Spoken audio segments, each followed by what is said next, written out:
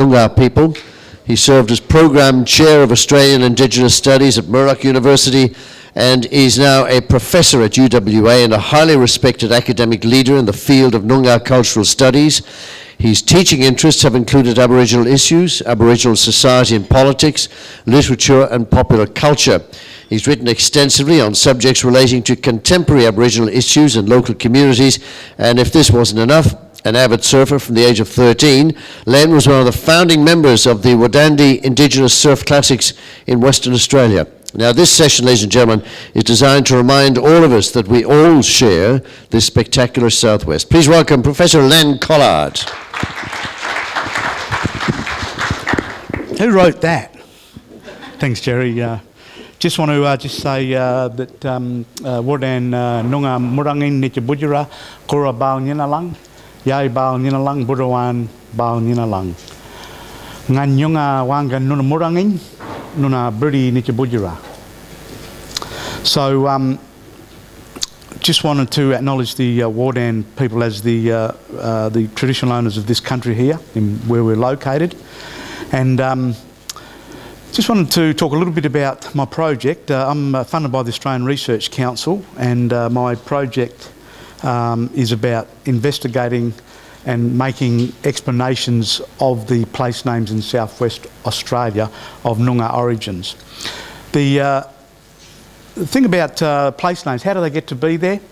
I think in the days of the colonial expansion into Western Australia, the relationship between the Noongar experts and the explorers was clear. The relationship of power lay with the Noongars. They were the knowledge holders, and of course the explorers wanted to extrapolate the knowledge, and they would record things. So how did the place names get to be there? As they moved out into the hinterland, out into what we know as the southwest today, obviously the explorers would take their pieces of paper and their pencil or whatever they had, and they'd write down the place name. And so why did they write all these Noongar place names down? Because the majority and dominant population of human beings that lived in the country were Noongars who spoke Noongar. So if you could imagine that I'm out in the wilderness with, say, John Bussell. Bussell says to me, Lenny, what is this place called? Oh, Wannerup, Nijabudjara Ngan Kulkuli. Oh, okay, well, how did you say that? Wannerup, Nijabudjara Ngan Kuling. Oh, well, I better write Wannerup down. But of course, whilst they collected the intelligence as they moved across the landscape, recording place names, and why would they want to write down Wannerup? Because the next person that came along could have a document that basically allowed them to understand where they were. So when they ran into a Noongar, they could say, oh, is this Wannerup? Yeah, this is Wannerup, you're on the right trail, and so off it went. And so right across southwest Australia and generic Australia as we know it, all these place names are there. So when the Australian Research Council funded my project, the big challenge I had was to say, well, how many places in the southwest is there of Noongar origins that are officially held by Landgate? And as we know, Landgate is the department that holds all the public records. And so one of the things that I had to do was to work out how do I manage the data. We basically just needed to identify what data we wanted, and then we had to work out how do we design a capacity to be able to house the data, be able to break the data up and make sense, cite the data where it's come from and things of that ilk, and I'll give you a demonstration about that. So what happened was, one of the first things we did was that I managed to have a conversation which is really quite serendipitous in the sense that I wasn't really sure how to house this data. And so one of the Vice Chancellors up at Curtin basically said, well, have you heard of FileMaker Pro? I said, well, no, I haven't heard of FileMaker Pro. What is it? And anyway, she explained what it is, and she goes, I think that's what you need. So I was introduced to FileMaker Pro, and of course the problem is, and I'm not no guru around technology, so then I had to go and find an expert on FileMaker Pro. So, you know, what starts off as a simple journey to sort of walk down the road ends up being you have to cross the mountain, fight 6 crocodiles, and you know, then get to where you want to go. So what my intention is to basically talk a little bit about the database, explain what it is, and maybe give some examples of some of the interpretation that I've come up with around some of the place names. So on the screen here was this little red thing. Yep. Basically speaking, at the top here, there's at the moment there's 2,206 place names in my database that I'm working on. But if I go to the Landgate Database, so there's different layers of information in my Landgate Database. Up here, can people see that? Is that okay? Or do I need this? Up here, basically there's around about 4,000 to 5,000 official place names in the southwest of Noongar origins. So when the Noongars took the state to court over native title, one of the ironies is that our relations, because it was the Perth Noongars that took the judge into a dialogue, and basically we didn't speak English to him. We spoke Noongar to him, and he came to the conclusion that indeed Noongars hadn't lost connection to their country, they hadn't lost connection to the language, they hadn't lost connection to their intellectual ideas and understanding about their country. And so that's how the native title thing came about in Perth. The next thing about it is the place names is a bit like a story as a kid when I was at Wycombe Valley Primary School, which is the centre of the world. And my mum said to me as a young boy, Len, make sure you write your name on your hat or your bag and things of that ilk on your property, basically. And I sort of said to Mum, what do I do that for? I know it's my hat. And she said, well, you know it's your hat, but your hat might look like the other kids in the school because all the hats look the same. And at the end of the day, if someone picks up your hat or you pick up someone else's hat, you better work out who the owner is because it's got your name on your property. And so one of my arguments is, without exception and without argument, this is indeed the land of the Noongars, because our intellectual property is marked right across our territory in terms of every town and place right throughout the southwest. So the thing about it is, in this red corridor here, basically speaking, that's the 4,700 odd official place names held by Landgate. If you go back over to the left, each place name has got its own place name reference. This detail here is to do with a Landgate entry. This one here is about if I processed it or not. That's the place name. In this corridor here, in the yellow corridor, basically what I did is that I wanted to house each of the place names within the Noongar regions by using the Tyndale map.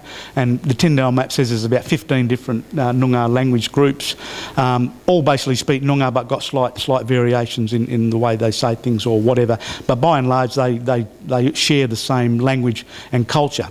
And so what that then would enable me to do in the future, once I finish the work, I could basically take, for example, the Wardan material, I could bring it all down, I could export it to the traditional owner and say, listen, this is the work I've done.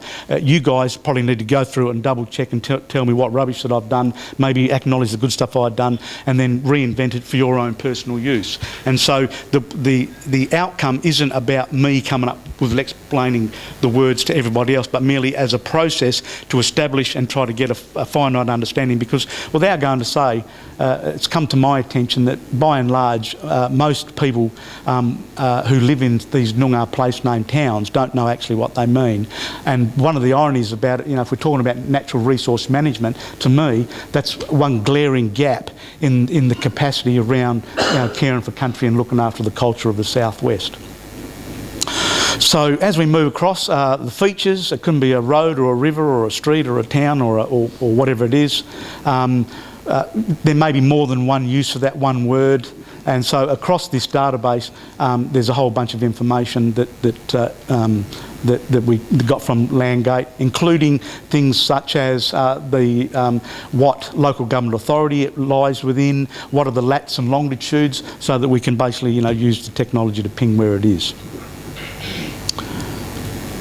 So there's a couple of different steps that I went through, and these steps are merely parts of a process that I was undertaking to work out how do I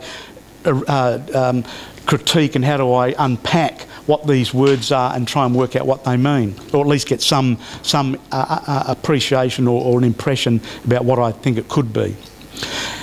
At this stage, basically I'm in the fifth layer of my data. It's a bit small, but bear with me, folks. But I'll give you a little example of how it kind of works, and I'll blow it up and make it bigger so people can see it better. Now, the thing about it is this little yellow box and this whole part of the database here is really what I call a root word. So this particular word, let's go back one step, this particular place is a place called Carbonup. Anyone know where Carbon Up is? No? Not far from me, from what I can gather. So what I would try to do is I try to look at the word, and I remember when I was at school, the teacher always said, break the word up, son. You might be able to get somewhere. So I figured, well, maybe that lesson back in the 60s at Wycombe Valley Primary School came in handy. So, okay, well, I'll try and break the word up and see whether or not I can get some understanding of what it's at. So in this case, basically speaking, I broke carbon up into car, burn up. So I come up with 3 parts to the word. Car, burn and up.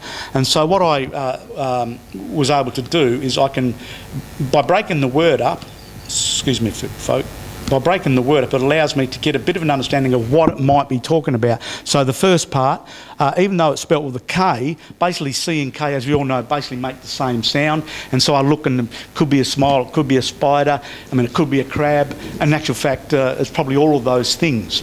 What was the burn about, the B-U-N? Was it a bun that you buy at the bakery? Well, it could have been, but in those days maybe the bakers hadn't quite made it into carbon up. And so other words that might sound the same is burn. So then I think, well, maybe it's burn. I put burn in. Okay, trees, wood, trees. It seems to be a common thing that's popping up. And then, of course, up, which is a common affix to the to a lot of the southwest words. And of course, up, according to Bates, tends to mean the locality of, or the place of. And so by using that strategy of deconstructing the word, you get an impression. Is it exactly right, or is it exactly wrong? At the end of the day, my argument is that whilst some people may have a name for me, for Len, others might call me other names, like gorgeous. Or they might say ugly. So the same thing can have not just one name, but it might have 10 different names. And depending on the circumstances of what conversation went on and why that person wrote it down. So maybe carbon up could have been the place, it could have been the place of crabs, but is there any crabs at carbon up? Okay, so maybe it wasn't the crabs they were talking about. Is there any spiders in carbon up? Well, yeah, well, it could be. Is there any burn over there? Is there any wood over in carbon up? Yeah, okay. And up, is there a location? Yeah. Okay, so maybe it might be, as I came up with this one here, I said, well, maybe it's carbon up, could be interpreted as the location of the spiders in the woods. At the end of the day, as a scholar, I'm always happy to hear if people have got a better idea about what it is, and then if you can put it on the table, then we can have a look at it. So at this stage, it's whether it is a place of spiders or wood, we might need a couple of explorers to go out there and tramp through the bush, and if you come across some spiders in the woods, well then that might actually be able to confirm the analysis that indeed it could be talking about the place of the spiders. So the thing about it is that, you know, in the world of scholarship, one of the things is that we can be held accountable, believe it or not. Because people will say, you know, you scholars, you're always talking it up. Well, we want to see the evidence. We want to be able to see the data that supports the hypothesis or the claim that you've made that indeed that is it. So, of course, what I had to do was to set up the database with a set of words. Sorry, go back. To set it up with a bunch of words, and in my database, as you can see at the top here, there's basically I set it up so that there was about 23,000 words that I collected from right across the southwest word lists. Now, remember how I said those explorers were out there tramping around talking to the Noongars? Well, in the early colonial period, there was a drive by the colonials to record the words of the Noongars and then translate these words. The point is that obviously a minority of non-Aboriginal folk are here. They need to know what the natives are talking about. So, you know, if they're sitting there saying,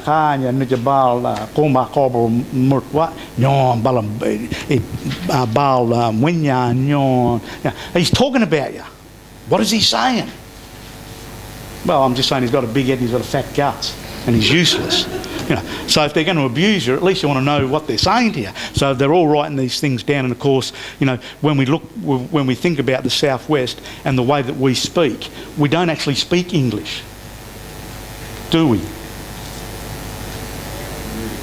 Do we? We do.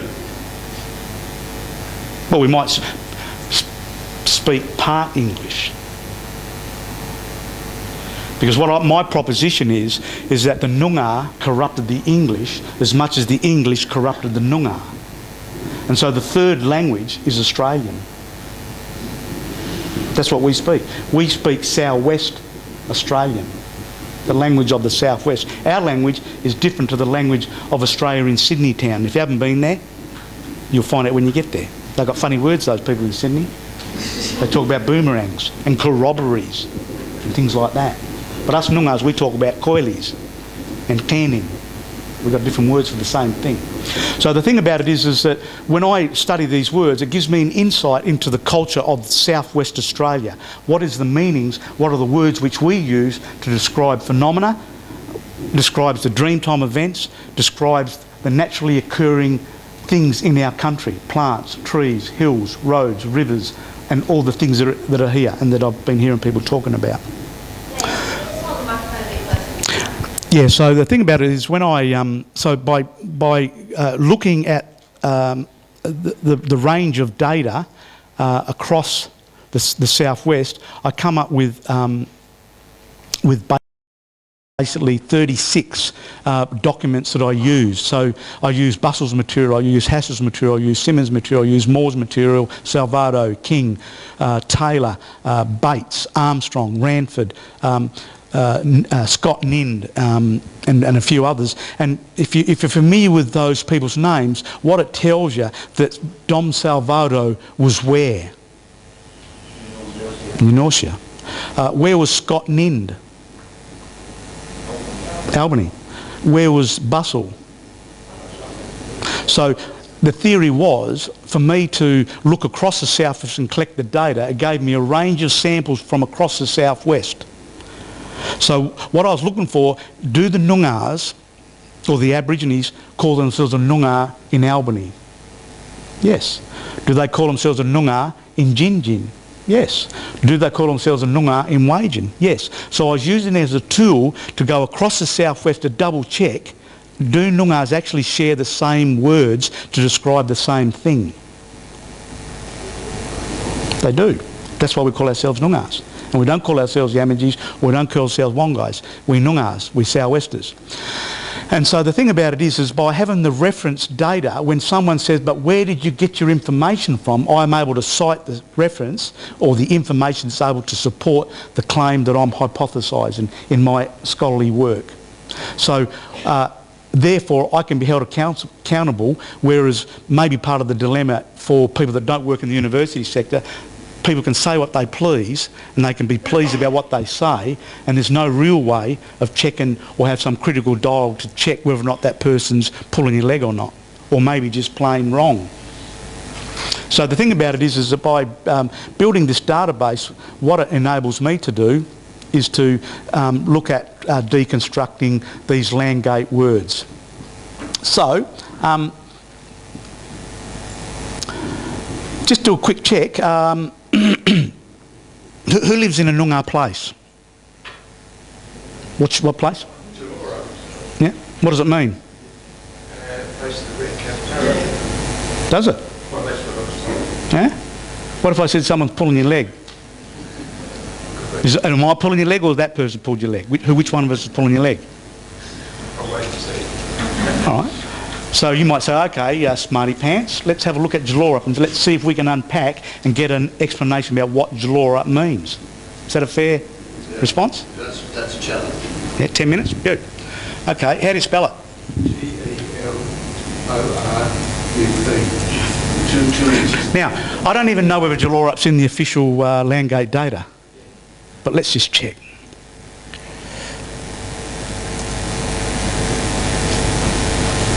You're on the map. Okay, so the thing about it is the word up comes up, the place of, and of course Ray is over other side of Albany. So what's happening is that even in the Albany language, it appears from Ray's data that it means the same thing.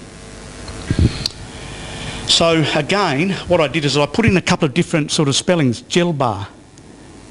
That doesn't sound like gel. Gel bar. Gel bore up. Gelor up. And you might say, well, Len, why are these words not exactly the same as gelor up? I can only say you've got to blame the white people for that. Because I didn't write it down. They did.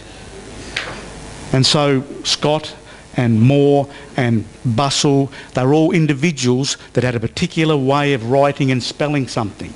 So what we've inherited is the way that these people wrote these words. So, Noongar is a pretty good example of that, isn't it? It's about 4 different ways we spell it. well, again, talk to the Wadjulas, they wrote it down. So what I did with this one, G-L or up, gel, so there's a gel up, gel L or up, gel bar L or up. But these words, you can see that there's something at the back of it, and if I chopped it off, you can see that actually the E all pops up here, and the up, gup, up, they all mean locality or the place. And so I've tried to break it up into bits and pieces, so gel or up comes up to me having 4 bits to it. The first bit is gel. So what is the gel? Well, when we look at the data, it's talking about the springtime, it's talking about the grass. Is there any green grass in Gelora? We'd need explorers to go out to these sites to double check the data to get the confirmability of whether or not in actual fact there's any green grass there, which I think there is.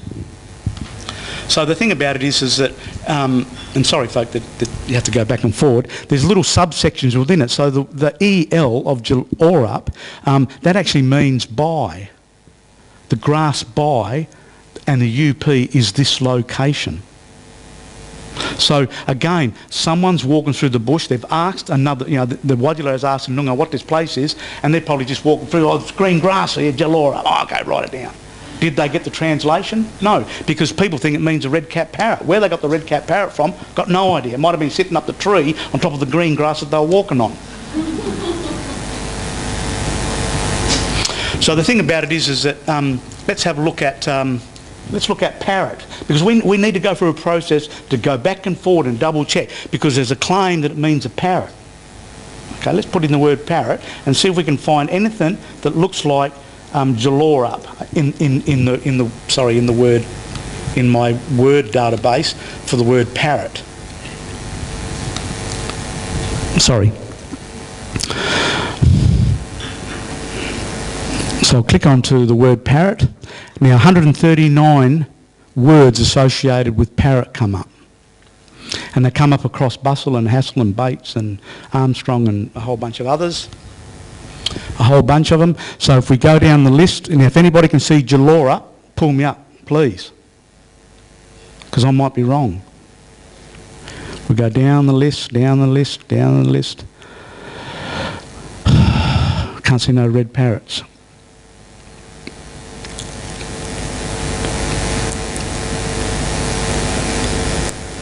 No.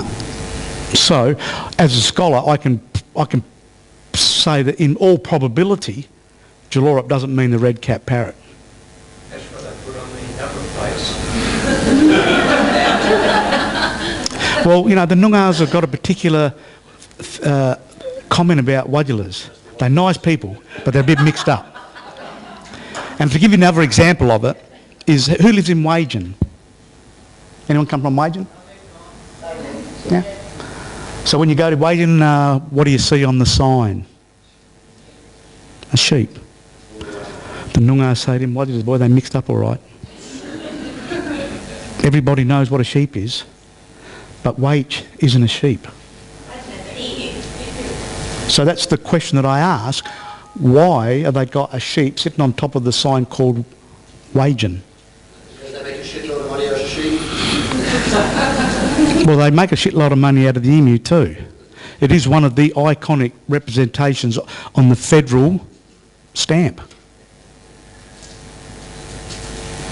So caring for country, using Wagen as a case example, in the future, how long have I got?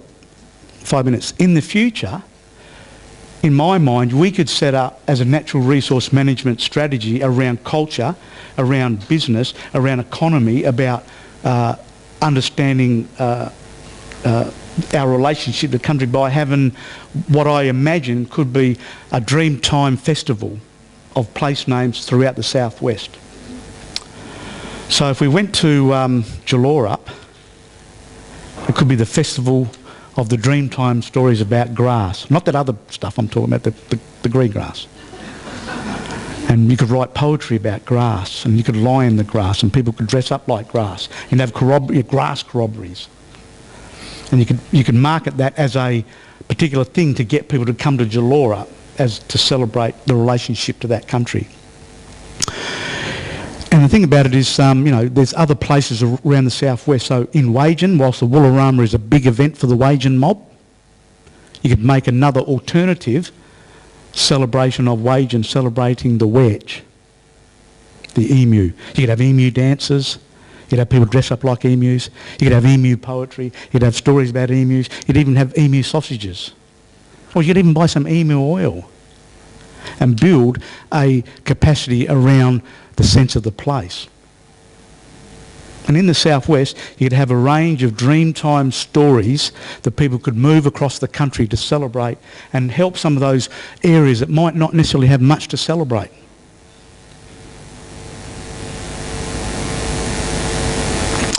Okay, in 2 minutes, has anyone got a special place they want to try and figure out what it is? Yeah? How do you spell it? Sorry? Q-U... D? Q-U-D? Oh, okay. Well, let's put Wedge in, right? There's only one that came up. It looked like it. What is it? Well, we don't know, but a word that looks like it, at least at the start, is talking about maybe an old woman. Wedge up. Wedge. How does it say it? Yeah, how do you spell it? Q-U... Yeah. J-I-N. J-I-N. Well, what is Jan? So we break it up. Wedge, Jan. The Jan could mean a foot. And the I-N could be here. And the UP? And I'm just hypothesising, so don't quote me. I'm just hypothesising to try to give you the complexity of the challenge that I'm up against. And I'm trying to say, well, let's break the word up and see what it tells us. I've only got one Wedge that looks like, say, an old woman. So, again, that bit is where it becomes problematic. If there's only one thing saying it, you can sort of say, well, it may be, but it may not be. So I'd have to go and check old woman and see what other words come up. But the Jan is is a foot. The IN is here, and up is in this locality. So whether or not that's what the answer is, I'm not saying it is, but I'm just giving an example of trying to critique and problematise the issue around these complex things called place names. 2 minutes. Any questions about what I've been talking about, other than trying to work out a place name? Yeah. Yep. Say something like that. Yeah. You could then check it with some of the elders who maybe have stories from their grandparents or something there, who actually would go back and say, oh no, there's nothing to do with that. It was actually something else. Yeah. So the thing about it is that this process is really a process to start to focus the attention, try to draw out the meanings, but then in the future, I could pull down all the Wardan stuff and say, well, I'll send it down to Zach and the Wardan gang, and they can have a look at it, and if they say, no, we reckon it's something else, and they can say, yeah, we think that's okay. Like with any sort of work, some bits might get a tick and other bits will be rejected, but that's part and parcel of the process to try and unpack a very complex phenomena that since the days that people wrote these things down, not always do people understand exactly what it means. And so that's the challenge of the work in terms of the Noongar place names that I'm involved in. But without going to say where to from here, certainly I'd be really keen and interested to talk to